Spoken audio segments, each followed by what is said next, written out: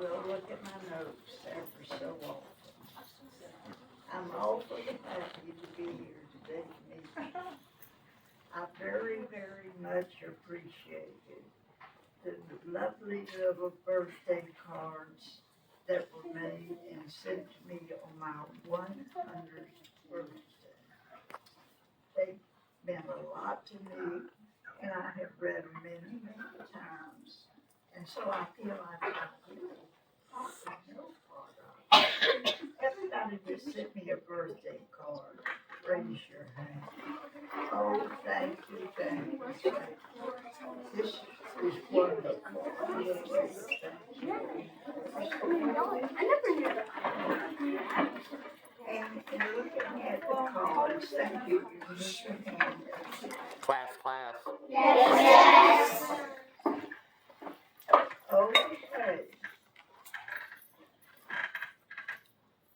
In looking at your cards and the notes that you wrote on it, I kind of took for granted that what you wanted me to speak about today was to tell you about me, how I got to be 100, and what it's like to be 100. Am I right on that? Yeah, that's about what I thought that you wanted me to tell you. Well, you already know that Mr. Sherrills calls me Aunt Freddie. Joey also calls me Aunt Freddie. And the reason they call me Aunt Freddie is because my brother was their father. So I have been very lucky all these years that they are part of my family, a very important part of my family. We were born in Hawthorne. Does everybody know where Hawthorne is? Have you ever heard of Hawthorne? Yeah. It's here in Washington County.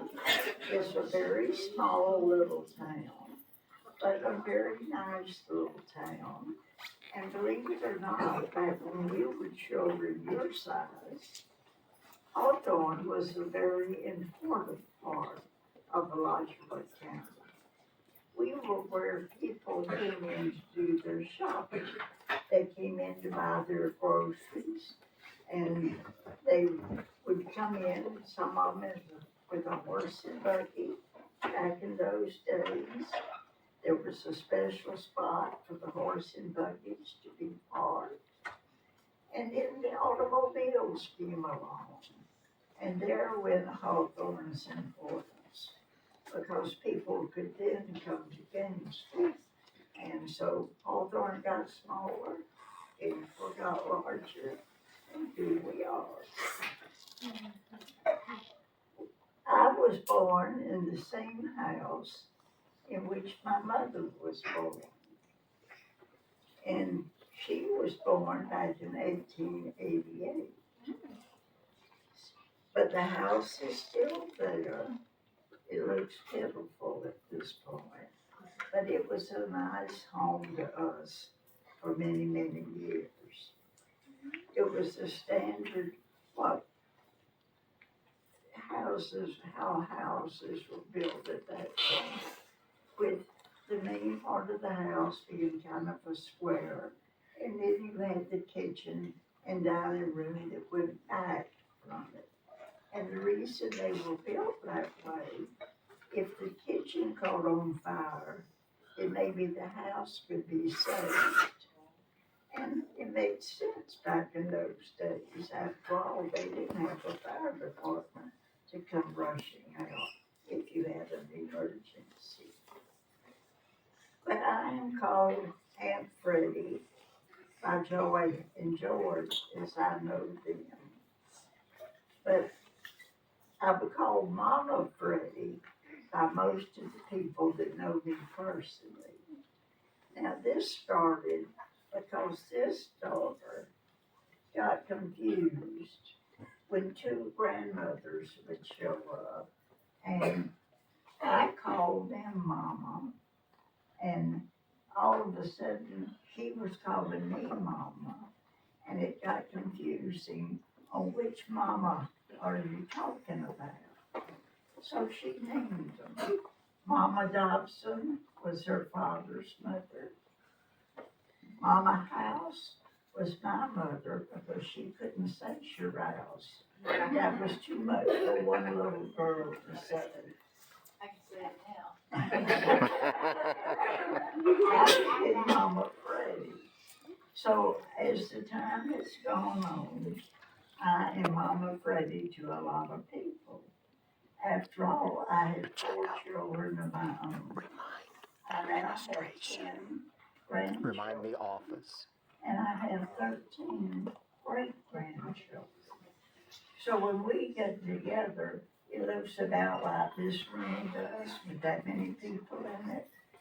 And everybody kids me, how do you get their names straight? I don't. If I'm trying to get your attention and I can't remember your name real quick, you became, dear hon, oh, darling, would you do this? And that works. You don't have to remember all those names on the spur of the moment. I enjoyed a happy childhood in Hawthorne with my parents and my grandmother. Unfortunately, my grandfather died shortly before I was born. But that's how I got the name Freddie. I don't think it occurred to my parents that I might be a girl. And they were going to name their new baby Fred after grandfather. Well, I come along, they do the best they can with what they got, and I became Freddie. And I have been Freddie all my life. Everybody calls me Freddie. And that's how Mama Freddie got started. If you call me Mrs. Dobson, and my goodness, if you call me Weatherford, which is my real name, I really don't feel like I'm in your friendship list yet. Okay, we lived right in town, in the town of Hawthorne. But we lived on a large lot. So we always had lots of food that we could grow right on our lot. We had fruit trees, we had oranges, peaches, pears, pecans, and so forth. But we also had chickens, a cow, and a horse. So we always had good food to eat, and I had the advantages of almost living on a farm, even though we were right there, right close to Highway 301. Our house was located between the schoolhouse and the store where my parents worked. So, being right in the middle, I had a lot of freedom that I look back that we don't dare to have that much freedom anymore. We didn't have the number of cars that backed us. We didn't have the people that we didn't know that might not be a safe spot for us. So I spent my childhood kind of just running free back up and down that little alley. I started to school when I was 5 years old. Did most of you start at 5 or did you have to wait till 6? Back in Hawthorne at that point, if your birthday came before Christmas, you could start at 5. I was born December the 16th, and that was before Christmas, so I started at 5. That was good, except that most of my friends were not able to. And I remember I cried most every day as I walked from my house to school. And I was crying, not because I didn't want to go to school, because I loved that. But I felt so sorry for my friends that were still having to wait till next year to go. So it was pure sympathy. I also will admit to you that I was a lot of problems in the first grade. And why was I a problem? I couldn't keep my mouth shut. I had been to kindergarten, and in kindergarten, we had read the Baby Ray book. Baby Ray had a dog. Baby Ray loved his dog. The dog loved Baby Ray. I knew that book from start to finish. So when I got to first grade, I thought I was supposed to be the one that helped everybody else with their reading. And they were sitting there trying to read their book, and I was sitting at my desk shouting out the answers to them. That did not go over. The teachers did not appreciate that. I spent a lot of time being sent outside to dust the erasers. Well, you probably don't have chalkboards at this point, so you don't know what an eraser would be. But it was a little block of felt that you erased the blackboard all nice and clean, so you could start all over with your chalk again. We had approximately 15 or 20 members in my class, and we were together the entire 12 years of the school. We were located in a one location school, 2 stories high. The first story of the school was the grammar grades, 1 through 3. The second story was the high school. And every hour a bell would ring, and the kids upstairs would change classes, change classrooms. And for those of us on the first floor, it sounded like a herd of cattle walking around up there. I still remember that.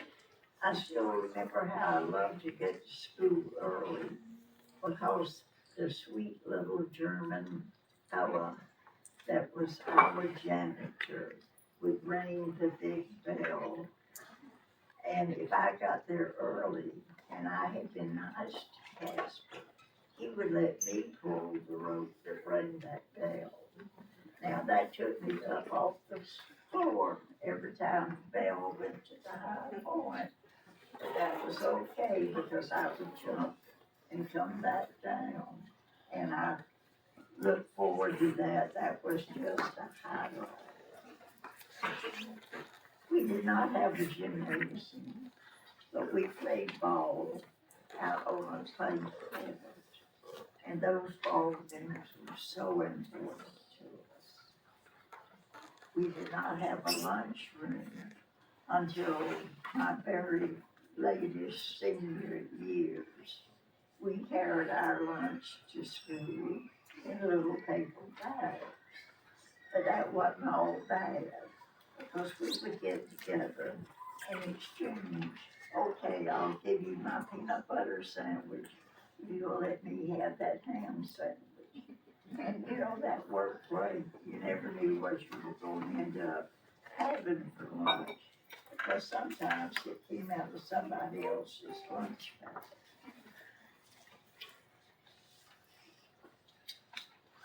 Let me see now.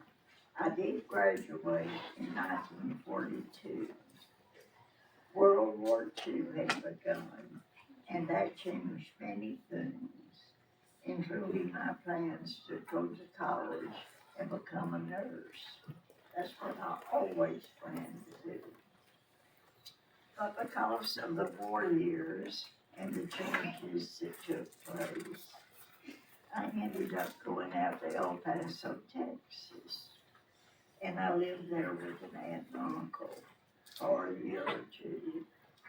And this involved getting on a train. I had to go to Jacksonville to get on the train and go all the way across the United States to Texas, all by myself. Now remember, I had never been out of the Lodgeport County. And so to get on that train and go all the way across a 2-day journey, or maybe it was 3, I'm not sure. The train had open windows.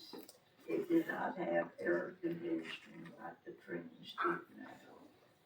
The smoke came in through the open windows as we were traveling, just like you see in the movies of the old-fashioned trains where the smoke went out, it came in.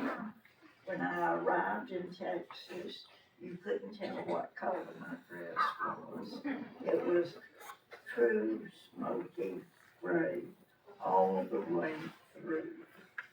But I made it. But my time in Texas gave me a whole new view of the world. Suddenly we were surrounded by bare mountains and the desert. And I found myself in an industrial school, which later became a junior college, taking business courses. I loved living in the West, but I was very happy to return back to my native Florida. You know, kids, you'll never know how much you miss moths swaying in the trees until you get away from it. It's not like a real tree if you don't have moss swaying in it once you've gotten used to it. You asked about my employment. While I was in school, in grammar school, in Holden, my brother and I both worked at a little grocery store. Now, the grocery store then was not like the one now. It was where you manually put things on the shelf and then manually took things off the shelf. So our first job was to stand there and when people came in with a list of the groceries they wanted, I would run over, pick up the 5 pounds of sugar off the shelf, unbag and put it down where they were sitting. Then they would pull 2 pounds of flour, which was right next to the sugar until they told me that in advance. I'd run over, pick up the flour, run back over, and put back down. And that was how they managed to get their stack of groceries ready to be checked out, with the little lady sitting at a tack car adding machine, manually pushing in the amount of the groceries that she was going to carry out. It was a long process and not one that you look forward to. And after we would go to work early in the morning and work till later late at night, we may make something like 50 cents or $1.50 for the day. What is it? Upon returning to Florida from Texas, I went to work, beginning to the gas company. And it was there in the office one day that a young man came walking in, introduced himself as Tom Dobson, let me know he had just moved to Gainesville and planned to be here 6 months at the longest. Well, to make a long story short, I married that man. And we were married for 53 years. We never did get out of Gainesville. It became his home, and he was very happy here.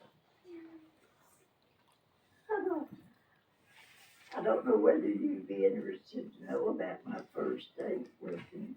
But I'm gonna tell you anyway. It wasn't the usual first date. He called me at the office late one afternoon and said, I've got to go to Lake City on a business trip.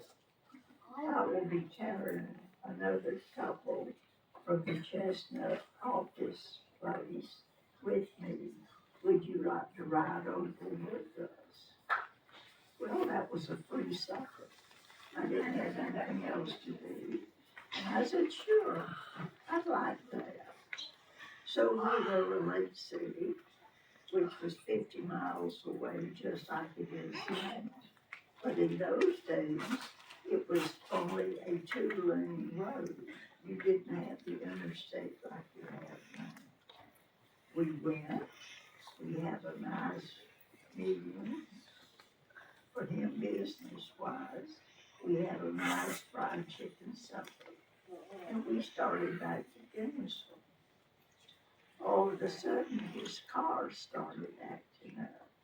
We would go toot, toot, toot, toot, toot, toot for a little while.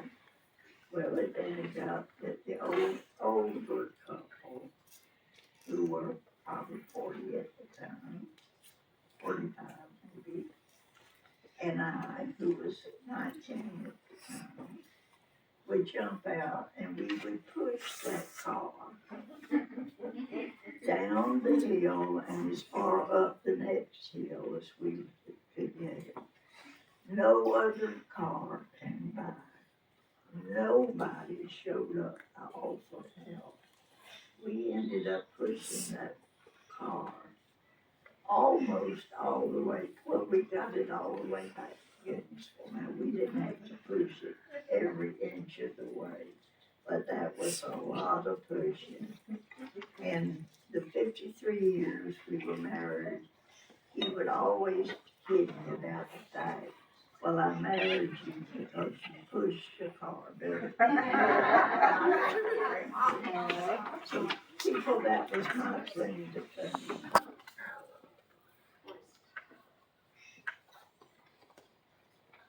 It was decided after we married that I should leave the gas company and go and work in his office temporarily. Well, my temporary job started in 1945 and ended in 1999. So it turned out to be quite a long temporary job. But I never got tired of it because it was only temporary. And I'm only going to be here not much longer, just finish the next project. But during that time, I didn't have the 4 children and the large family. And I had one son that became a pilot, and the other one that became a doctor. My 2 girls each had a career. This one was a medical training driver, and the other one was an interior decorator. And at this point, I won't bore you about their occupations, but I will tell you that we have been living in Florida, Massachusetts, North Carolina, Colorado, and California. Maybe I forgot one or two. Do you have any questions at this point? Yes. I'm sorry, I have a little hearing problem. Who was Casper?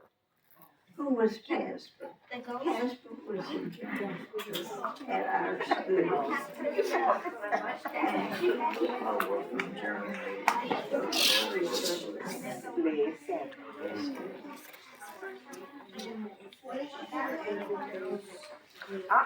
I need. Yes. George, Please, I need help. yeah.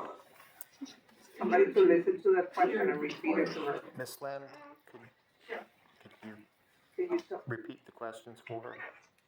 Yeah, repeat the question for me, please. What is your favorite animal? Your favorite animal? What is my favorite animal? You know, I hate to say it. I love dogs. I admire dogs. But I don't like them living in my house.